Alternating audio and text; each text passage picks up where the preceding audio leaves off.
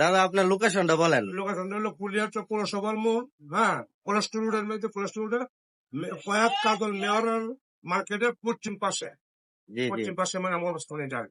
দাদা, এখানে আপনি কি কি বিক্রি করেন? এখানে আমি সাধারণত এই যে গরু খাবারের জন্য ভুট্টা, গম, ধান, তারপর কোয়েল, প্রোটিন, হ্যাঁ, তারপরে হলো মুরগি পালনের জন্য ফুস, হ্যাঁ, এগুলি বিক্রি করি। এগুলো আপনি বিক্রি করেন? এগুলি বিক্রি করি এবং পার্টি নিয়ে আসতে বাঙ্গাই দিই, আমি আবার পাইকারি সেলও করি। আমরা এখানে জনগণ নিয়ে আসে, তাদের এই যে বীজের চাউল নিয়ে আসে, শুকনো চাউল নিয়ে আসেন, ধান নিয়ে আসে, আমরা কাশিং করে দিই। তারপরে গরু খাবারের জন্য ভুট্টা আছে, গম আছে, ধান আছে, কোয়েল আছে, এগুলি কাশিং করে আমরা ওই গরু খাবারের পার্লামে বিক্রি হ্যাঁ, পাইকারি রেটে বিক্রি করি এবং পাইকারি। ভুট্টা গুলি কাশিং করে বাজারে বিক্রি করি এবং পিস রেটে আর কি। অন্য অন্য থেকে আমাদের এখানে বস্তা পিছু প্রায় 20-50 টাকা আমাদের কম রেটে পাওয়া পায় আর কি। এই মেশিন দিয়ে আপনি কি করেন? এই বীজের চাল, শুকনো চাল এগুলি কাশিং করা হয়।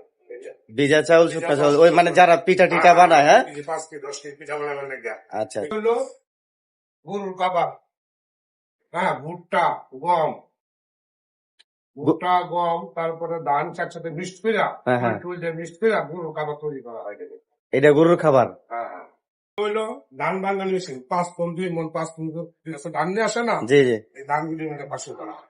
ও, এটা দিয়ে ধান ভাঙান না? তো আপনার তো দেখলেনই এখানে কি কি সেবা দেওয়া হয়। তো আপনারা যদি আসতে চান তাহলে কুলিয়ারচর পৌরসভা মোড়ের পশ্চিম পাশে এই চাল ভাঙানো বা পিঠা ভাঙানোর দোকানের অবস্থানটি কুলিয়ারচর পৌরসভা মোড়ের পশ্চিম পাশে।